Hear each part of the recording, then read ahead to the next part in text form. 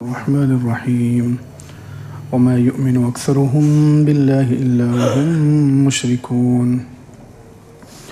أفأمنوا أن تأتيهم غاشية من عذاب الله أو تأتيهم الساعة بغتة وهم لا يشعرون قل هذه سبيلي أدعو إلى الله على بصيرة أنا ومن اتبعني وسبحان الله وما أنا من المشركين وما أرسلنا من قبلك إلا رجالا نوحي إليهم من أهل القرى أفلم يسيروا في الأرض فينظروا كيف كان عاقبة الذين من قبلهم ولدار الآخرة خير للذين اتقوا أفلا تعقلون حتى إذا استيأس الرسل وظنوا أنهم قد كذبوا جاءهم نصرنا فنجي من نشاء ولا يرد بأسنا عن القوم المجرمين۔ آج کا درس سورہ یوسف کی آیت نمبر 107 سے شروع ہو رہا ہے۔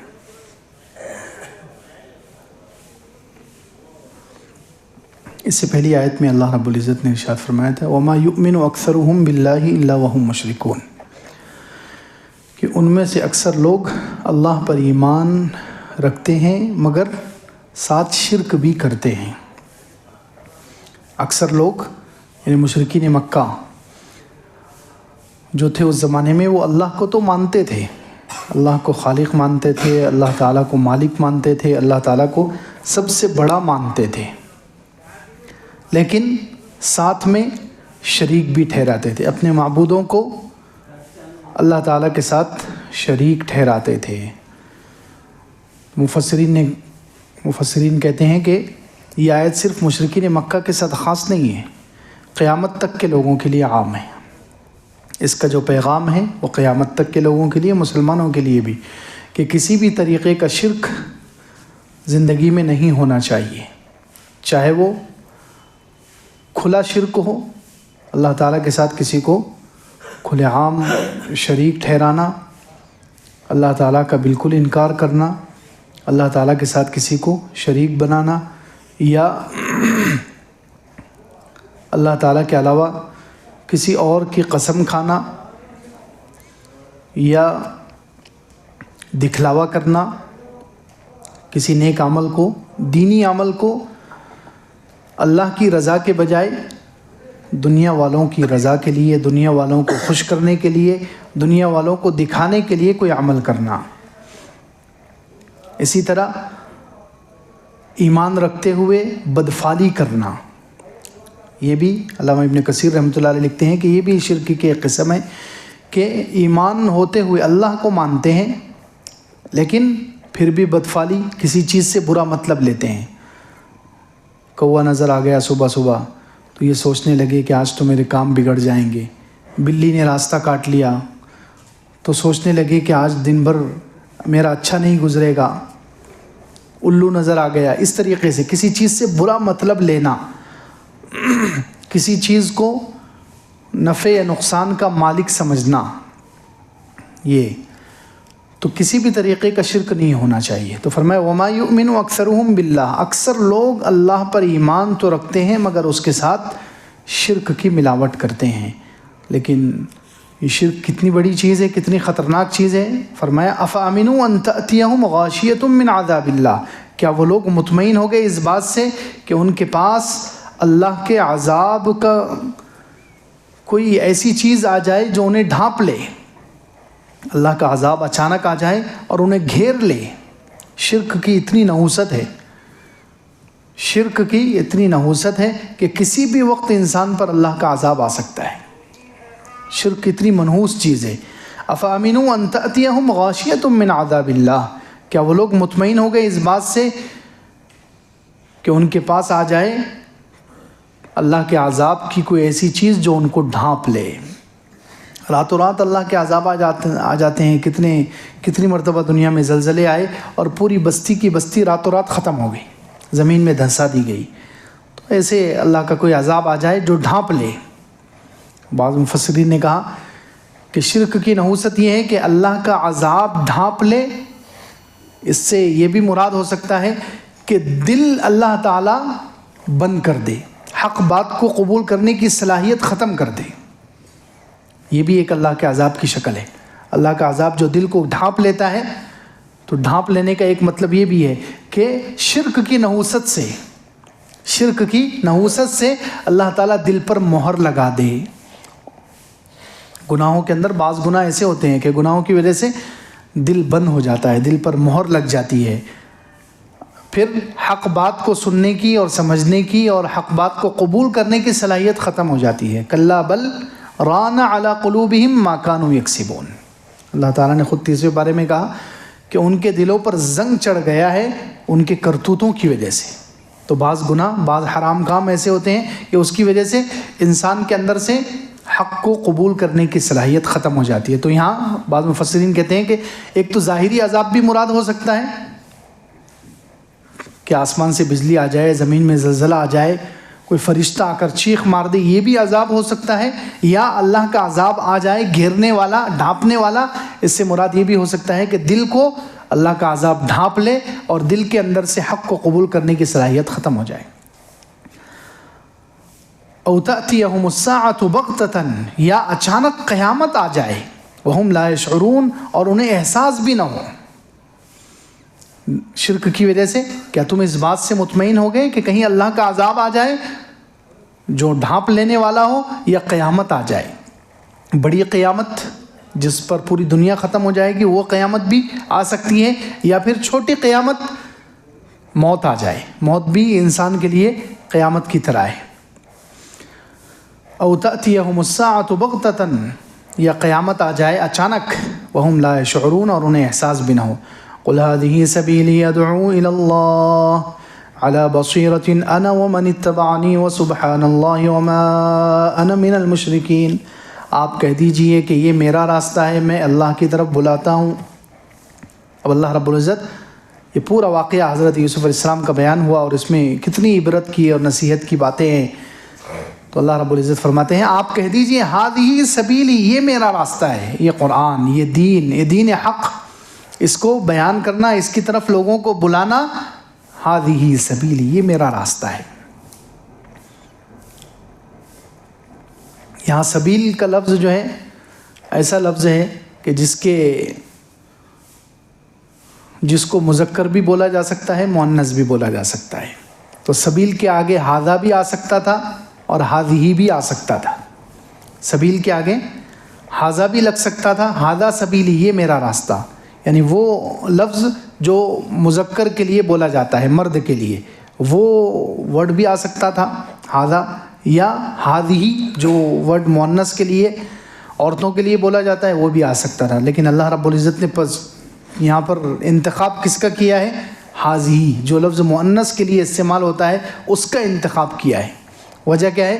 یہ بتانے کے لیے کہ یہ قرآن و سنت کی دعوت، قرآن و سنت کی دعوت یہ بہت نازک ہے. یہ بہت نازک ہے، جیسے عورتیں نازک ہیں، تو ایسے ہی یہ قرآن و سنت کی دعوت، قرآن و سنت کے ذریعے سے لوگوں کو اللہ کی طرف بلانا، یہ بہت نازک کام ہے. معمولی خرابی کی وجہ سے پوری محنت بیکار ہو جاتی ہے. تو اس لیے اس کی نزاکت کو بتلانے کے لیے کہا قل ہذہ سبیلی، یہ میرا راستہ ہے، ادعو الی اللہ، میں اللہ کی طرف بلاتا ہوں. اللہ کی طرف بلانا، اللہ کی طرف دعوت دینا، اس کے لیے بہت ساری چیزیں ضروری ہے. اللہ کی طرف جو دعوت دی جاتی ہے، اللہ کی طرف جو بلایا جاتا ہے، اللہ کی طرف بلانے کے لیے بہت ساری چیزیں ہونا ضروری ہے انسان کے اندر. اگر اللہ کی طرف بلانا ہے، داعی بننا ہے، تو اس کے لیے کچھ چیزیں ضروری ہے. وہ چیزیں نہیں ہوگی تو دعوت بے اثر ہوگی. وہ چیزیں اگر نہ ہو تو انسان کی دعوت بے اثر ہوگی.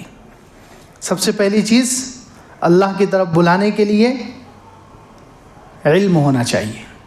کیا ہونا چاہیے؟ علم ہونا چاہیے. علم نہیں ہوگا، کم علمی اور جہالت کی وجہ سے پھر آدمی جو چیزیں فرض نہیں ہیں ان کو فرض بتائے گا، اور جو چیزیں فرض ہیں ان کو اپنے مقام سے ہٹائے گا جہالت کی وجہ سے. کہ علم نہ ہو تو پھر انسان یہ کام، حلال کو حرام، حرام کو حلال. جو چیزیں ضروری ہیں وہ غیر ضروری ہو جاتی ہے، اور جو غیر ضروری ہے ان کو ضروری بتاتا ہے. جب انسان کے اندر علم نہ ہو تو علم ضروری ہے. اللہ کی طرف بلانے کے لیے سب سے پہلی چیز علم ہو. جس چیز کی طرف وہ بلا رہا ہے اس کا علم ہونا ضروری ہے. اسی لیے آج کے زمانے میں، اب ہر زمانے میں جو فتنے اٹھے ہیں کم علمی اور جہالت کی وجہ سے، کم علمی اور جہالت کی وجہ سے. مرزا انجینئر ہے، وہ سمجھتا ہے کہ میں لوگوں کو اللہ کی طرف بلاتا ہوں، لیکن علم کی کمی کی وجہ سے بعض مرتبہ حضور اقدس صلی اللہ علیہ وسلم جو نمازوں کے بعد نوافل پڑھتے تھے، اس سے سوال ہوا کہ نوافل کیا چیز ہے، یہ نوافل کیا چیز ہے. تو وہ چونکہ جاہل ہے، وہ کم علم ہے، تو اس نے کیا کہہ دیا کہ نوافل کہتے ہیں فالتو چیز کو. نعوذ باللہ. یعنی حضور صلی اللہ علیہ باقاعدہ کئی مرتبہ دہرا کر اس نے کہا. یہ کم علم آدمی اگر لوگوں کو اللہ سے جوڑنے کی کوشش کرے گا تو وہ اس طریقے کے فتنے کھڑا کر سکتا ہے. وہ کہہ رہا ہے کہ نوافل، نماز کے بعد جو حضور صلی اللہ علیہ وسلم نفل پڑھتے تھے، وہ فالتو نماز کو نفل بولتے ہیں. حالانکہ نفل فالتو کو نہیں بولتے. فالتو تو اردو میں بیکار کو بولتے ہیں.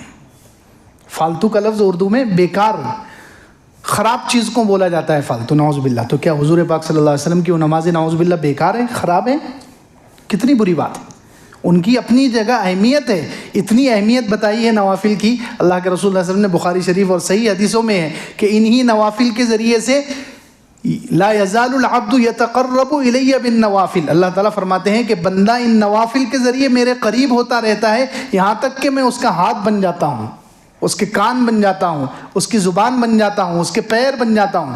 یعنی نوافل کے ذریعے سے انسان اللہ کو اتنا محبوب ہو جاتا ہے کہ اس کے جسم سے پھر اللہ تعالیٰ کوئی گناہ نہیں ہونے دیتے. یہ مطلب ہے کہ اس کا ہاتھ بن جاتا ہوں، اس کے پیر بن جاتا ہوں، یعنی اس کا جسم پھر اللہ کی مرضیات پر ہی چلتا ہے، گناہوں پر نہیں چلتا. تو نوافل کوئی بیکار چیز تھوڑی ہے. نعوذ باللہ. اتنا اللہ کا قرب نصیب ہوتا ہے نوافل سے، صحیح حدیثوں میں ہے. اور وہ کم علمی کی وجہ سے کہہ رہا ہے کہ یہ فالتو چیز ہے. نعوذ باللہ. اسی طرح کم علمی کی وجہ سے وہ گمراہی پھیلا رہا ہے. خواب کی بنا پر اس نے امام اعظم ابو حنیفہ رحمۃ اللہ علیہ پر فتویٰ لگا دیا کہ یہ گستاخ ہے. خواب کی وجہ سے سارے دیوبندیوں کو اس نے کہہ دیا یہ کافر ہے. حالانکہ خواب کا علم الگ ہے اپنی جگہ پر. خواب میں کوئی چیز نظر آتی ہے تو اس کی تعبیر جاننا، اس کا علم الگ ہے. تو علم ہونا ضروری ہے اللہ کی طرف بلانے کے لیے. علم نہیں ہوگا تو آدمی اللہ کی طرف کیا بلائے گا؟ گمراہی کا نشان بن جائے گا، گمراہی کا داعی بن جائے گا، لوگوں کو گمراہ کرنے کا سبب اور ذریعہ بن جائے گا.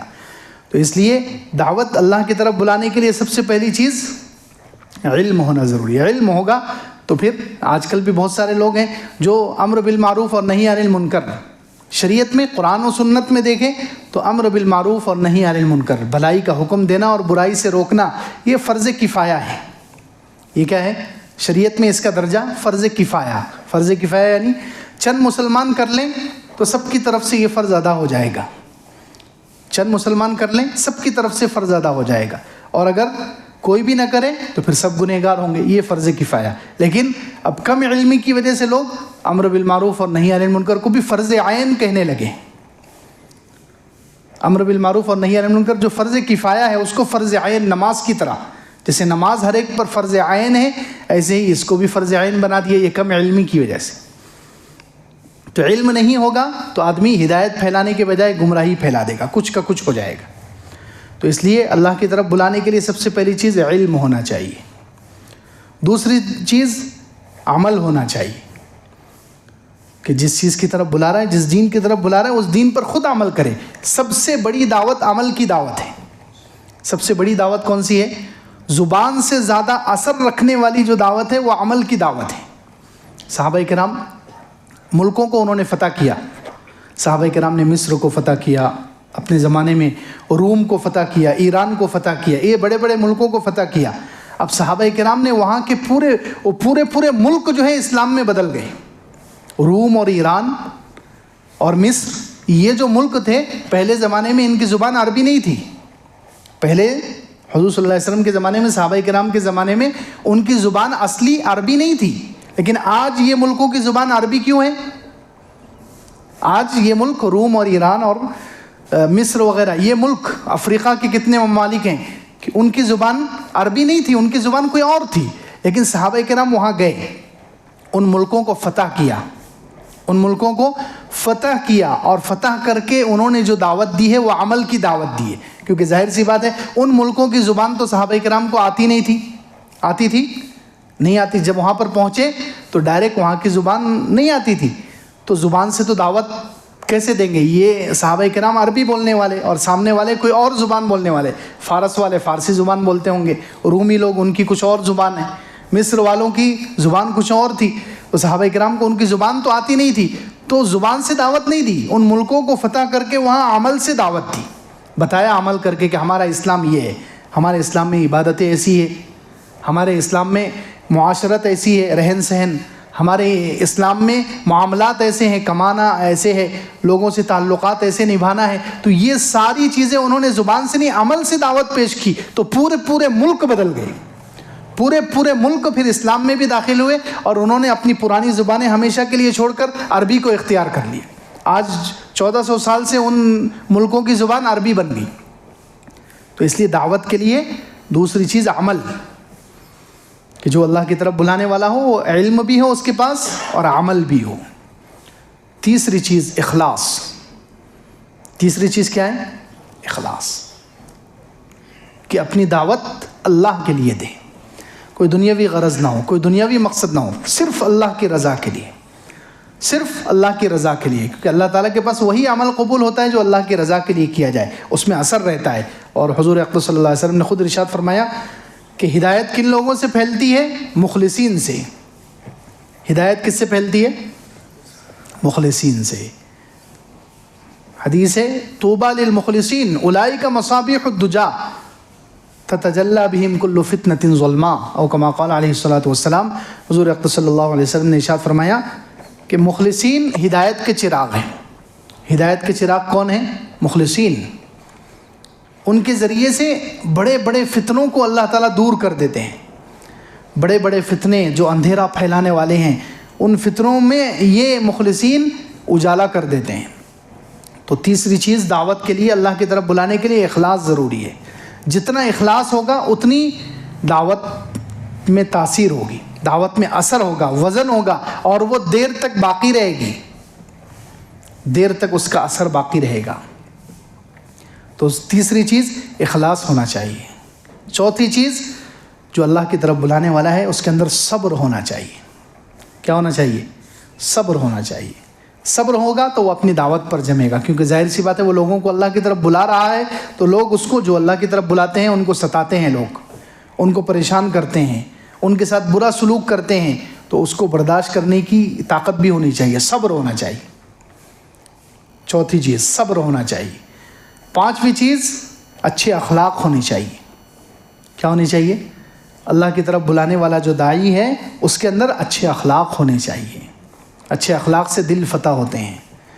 اچھے اخلاق، لوگ برا سلوک کریں ان کے ساتھ اچھا سلوک کرنا، لوگ زیادتی کریں انہیں معاف کرنا، اچھے اخلاق۔ اس سے قرآن میں ہے، اللہ تعالیٰ نے فرمایا وَلَا تَسْتَوِي الْحَسَنَةُ وَلَا السَّيِّئَةُ ادْفَعْ بِالَّتِي هِيَ أَحْسَنُ فَإِذَا الَّذِي بَيْنَكَ وَبَيْنَهُ عَدَاوَةٌ كَأَنَّهُ وَلِيٌّ حَمِيمٌ۔ یہ اچھے اخلاق ایسی چیز ہے جو جانی دشمن کو دلی دوست بنا دیتا ہے۔ اچھے اخلاق ایسے ہیں کہ لوگوں کے ساتھ نرمی سے پیش آنا، لوگوں کے ساتھ اچھا سلوک کرنا، زیادتی کرنے والوں کو معاف کر دینا، تکلیف پہنچانے والوں کے لیے دعا کرنا، تو یہ اچھے اخلاق کی وجہ سے دل فتح ہوتے ہیں۔ اس کی وجہ سے جو جانی دشمن ہیں وہ گہرے دوست بن جاتے ہیں۔ تو پانچویں چیز اخلاق ہونے چاہیے۔ چھٹی چیز، جو اللہ کی طرف بلانے والے ہیں، دعوت دینے والے ہیں، ان کے اندر حکمت اور مہارت ہونی چاہیے۔ کیا ہونی چاہیے؟ حکمت اور مہارت۔ کس شخص سے کیا بات کی جائے، کیسے بات کی جائے، یہ ڈھنگ آنا چاہیے، مہارت ہونی چاہیے، لوگوں کا مزاج پہچاننا اور ان کے مزاج کے مطابق برتاؤ کرنا، لوگوں کا مزاج پہچاننا اور ان کے مزاج کے مطابق اس کو اللہ کی طرف بلانا، یہ حکمت اور مہارت۔ اللہ کے رسول صلی اللہ علیہ وسلم سے زیادہ مہارت یہ کس کے اندر ہو سکتی تھی؟ حضور اقدس صلی اللہ علیہ وسلم کتنے پیارے انداز سے، کیسی حکمت اور کیسی مہارت سے لوگوں کی عادتیں بدل دیتے تھے اور لوگوں کو عمل پر کھڑا کر دیتے تھے۔ دیکھیے حضرت معاذ رضی اللہ عنہ کو ایک عمل سکھانا ہے، ایک دعا سکھانی ہے.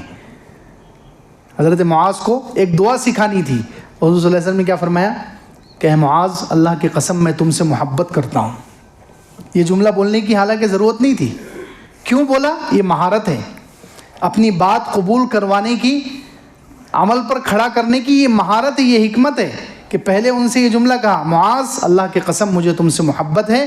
ہر نماز کے بعد یہ دعا پڑھو اللہم اعنی علی ذکرک و شکرک و حسن عبادتی. انہوں نے زندگی پر وہ عمل نہیں چھوڑا، انہوں نے زندگی پر وہ یہ حکمت اور مہارت. عبداللہ ابن عمر رضی اللہ عنہ تہجد نہیں پڑھتے تھے پہلے. عبداللہ ابن عمر رضی اللہ عنہ حضرت عمر کے بیٹے تہجد نہیں پڑھتے تھے پہلے. ان کو ایک خواب آیا، خواب میں ان کو نظر آیا کہ جیسے میں جا رہا ہوں اور جہنم تک پہنچ گیا، میں جا رہا ہوں جہنم کے گڑھے تک پہنچ گئے اور وہاں رک گئے، اور ان کی آنکھ کھل گئی. انہوں نے حضور صلی اللہ علیہ وسلم سے تعبیر لی کہ اس خواب کی تعبیر کیا ہے. تو حضور صلی اللہ علیہ وسلم نے تعبیر میں کیا ارشاد فرمایا کہ عبداللہ بہت اچھا آدمی ہے، کاش کہ وہ تہجد پڑھ لے. عبداللہ، یہ جملہ دیکھیے، عبداللہ بہت اچھا آدمی ہے، پہلے تعریف کی اور پھر جو کمی تھی وہ کمی بتلائی.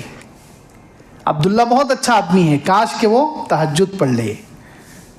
یہ خواب کی تعبیر، یعنی خواب میں جہنم نظر آئی، اس سے ڈرے وہ، تو ڈر ختم کرنے والا عمل تہجد ہے. یہ ان کا حل بتایا، لیکن کتنے پیارے انداز سے. یہ ہے حکمت اور مہارت.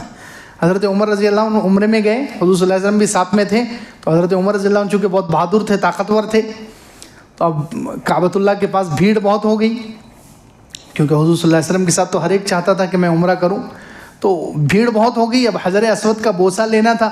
حضرت عمر رضی اللہ عنہ طاقت کی وجہ سے سب کو ہٹاتے ہٹاتے وہاں تک پہنچ گئے. مسند احمد میں یہ روایت ہے. طاقت کی وجہ سے حضرت عمر سب کو ہٹاتے ہٹاتے وہاں تک پہنچ گئے اور حجر اسود کا بوسہ لے کر آ گئے. اللہ کے رسول صلی اللہ علیہ وسلم نے کیا ارشاد فرمایا کہ عمر تم بہت مضبوط ہو.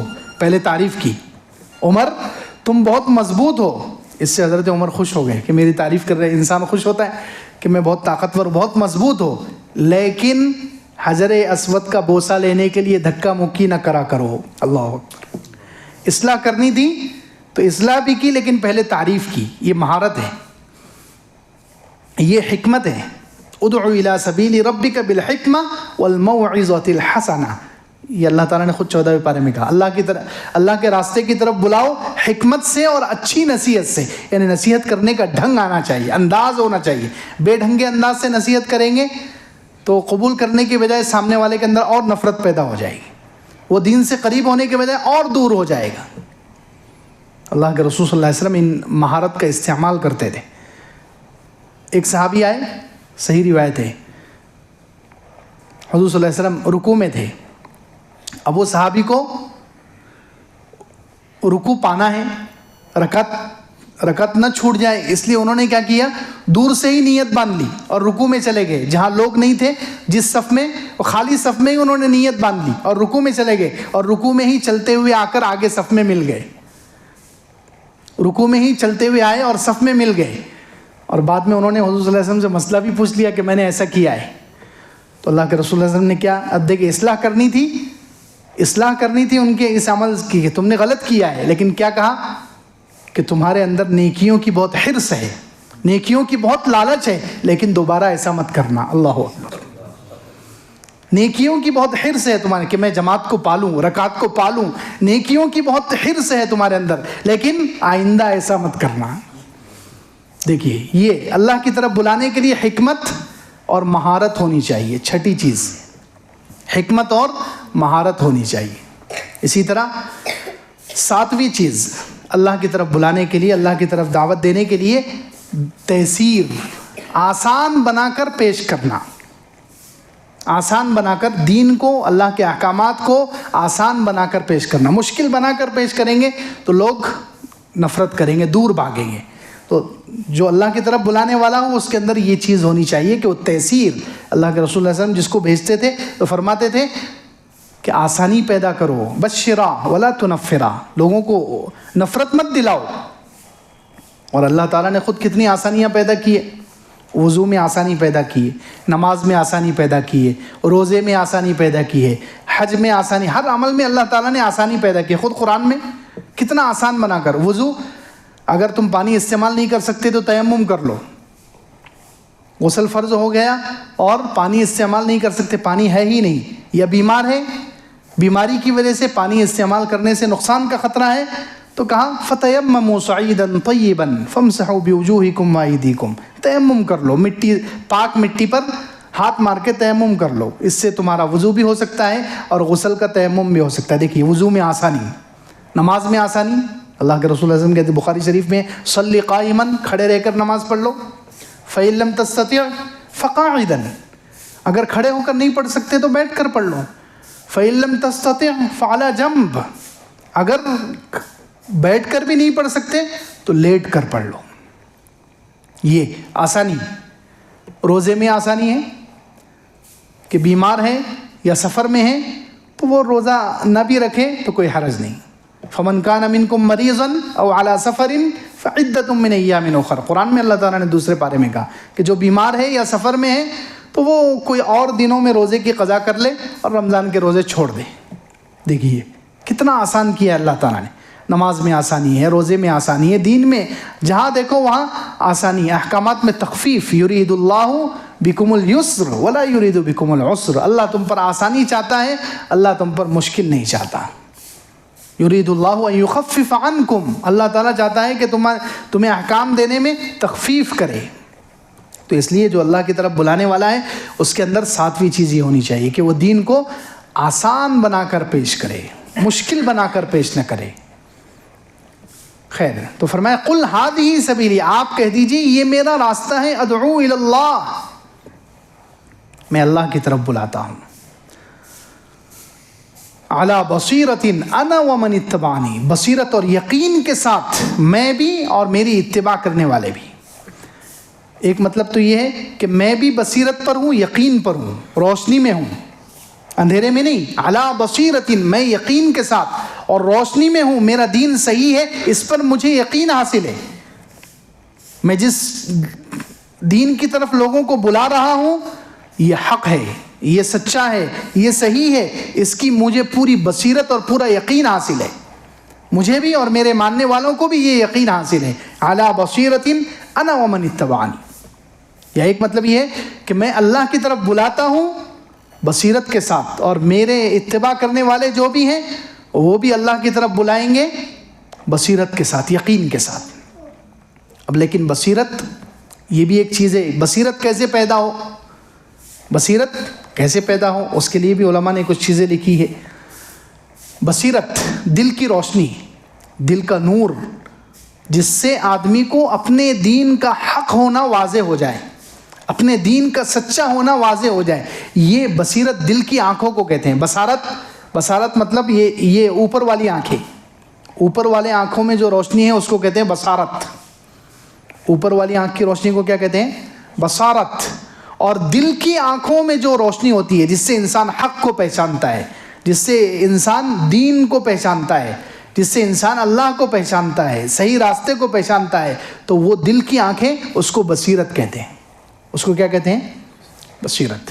تو اب یہ بصیرت میں اضافہ ہو. بصیرت کیسے بڑھے؟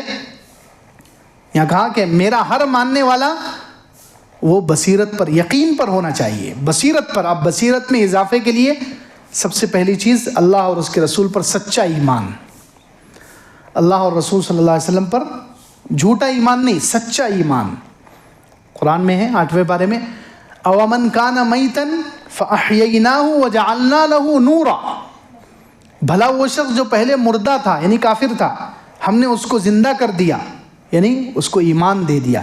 تو یہ اللہ اور اس کے رسول پر سچا ایمان جس کو مل جاتا ہے تو اس کی دل کی آنکھیں کھل جاتی. بصیرت. فجعلناہ اومن کان میتن فاحییناہ وجعلنا له نورا، ہم نے اس کو زندہ کیا اور اب اس کے سامنے ایک نور ہے. دیکھیے اس آیت میں خود نور کا تذکرہ ہے کہ جو سچا ایمان رکھے گا اس کے پاس بصیرت یعنی دل کی آنکھیں کھل جائے گی، اس کو نور مل جائے گا. تو بصیرت پیدا کرنے کے لیے اللہ اور اس کے رسول صلی اللہ علیہ وسلم پر سچا ایمان، یہ پہلی چیز. دوسری چیز ہے تقویٰ. دوسری چیز کیا ہے؟ تقویٰ. تقوی سے بھی ایمان پیدا ہوتا ہے، تقوی سے بھی دل کا نور اور بصیرت میں اضافہ ہوتا ہے۔ فرمایا ان تتقوا اللہ یجعل لکم فرقانا، 90 پارے میں بھی ہے کہ اگر تم اللہ سے ڈرنے لگو، تقوی پیدا ہو جائے تو اللہ تمہیں فرقانہ، حق اور باطل میں فرق کرنے کی صلاحیت دے گا۔ دل کا نور، وہ بصیرت مراد ہے۔ اسی طریقے کی ایک آیت ہے 27 پارے کے آخر میں، یا ایھا الذین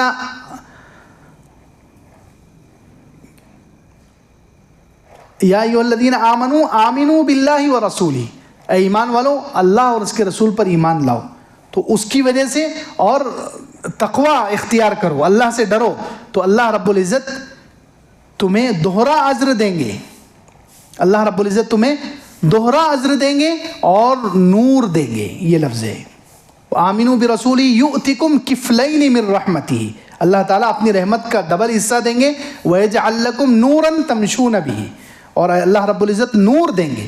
تو دوسری چیز بصیرت کو بڑھانے کے لیے تقوی ہے، یعنی اللہ کا خوف اور اللہ کا ڈر اور گناہوں سے بچنا۔ تقوی اللہ کا خوف اور اللہ کا ڈر اور حرام کاموں کو چھوڑنا، اس سے بھی بصیرت میں یعنی دل کی آنکھیں کھل جاتی ہیں، دل میں نور میں اضافہ ہو جاتا ہے۔ تو بصیرت بڑھانے کے لیے دوسری چیز ہے۔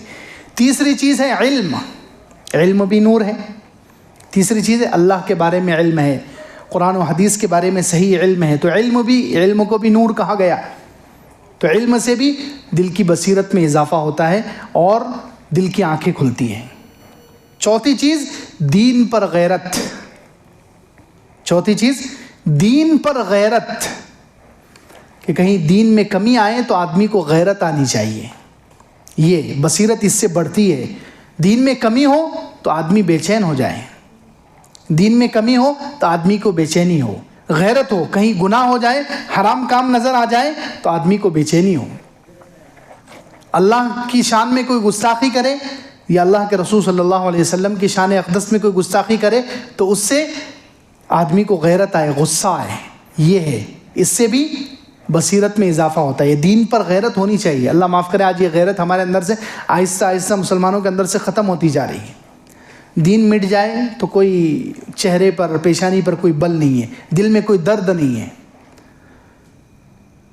کوئی دین کو مٹانے کی کوشش کرے، قرآن کے خلاف بات کرے، اللہ کی شان میں گستاخی کرے یا حضور اقدس صلی اللہ علیہ وسلم کی شان اقدس میں گستاخی کرے تو ہمارے چہروں پر کوئی بل نہیں پڑ رہا ہے۔ یہ غیرت آہستہ آہستہ، دینی غیرت ختم ہوتی جا رہی ہے، اور یہ بڑی خطرناک بات ہے۔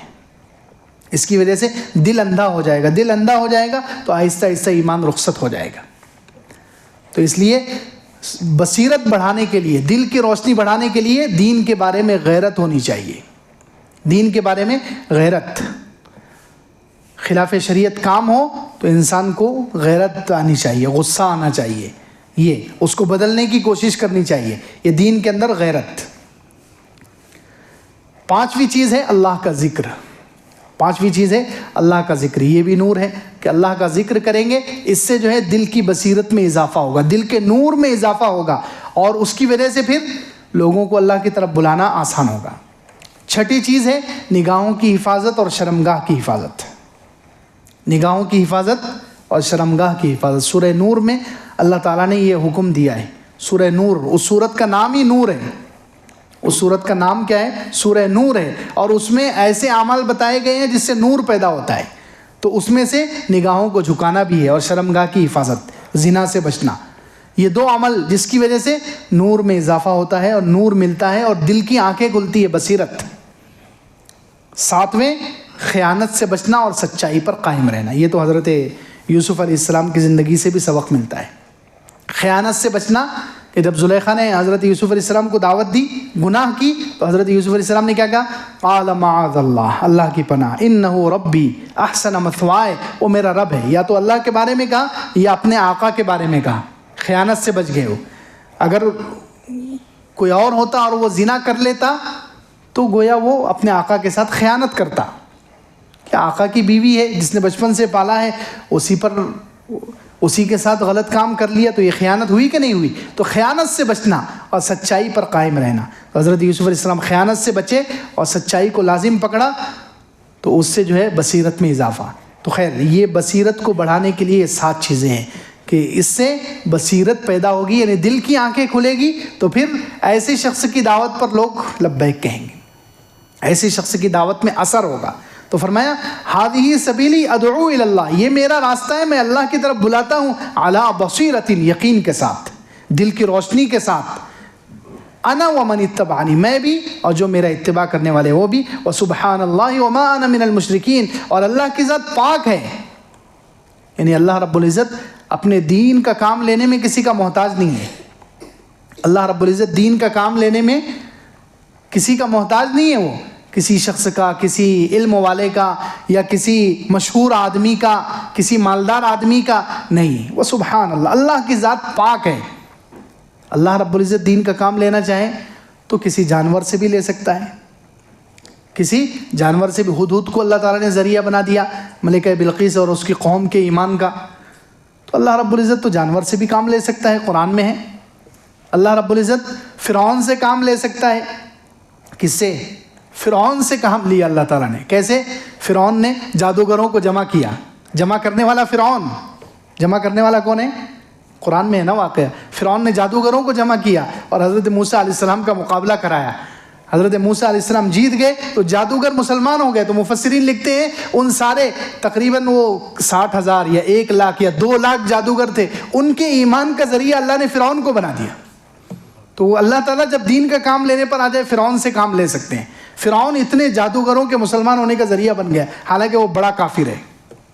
تو اللہ تو کسی سے بھی کام لے سکتے ہیں۔ اس نے میدان سجایا اور جیت حضرت موسیٰ علیہ السلام کی ہو گئی۔ سبحان اللہ، یہ اللہ کی ذات پاک ہے، وہ کسی کا محتاج نہیں ہے کہ ہم سمجھے کہ میں کام کروں گا تو ہی اللہ کا دین آگے بڑھے گا، نہیں۔ سبحان اللہ، اللہ کی ذات پاک ہے، بے نیاز ہے، وہ کسی کا محتاج نہیں ہے۔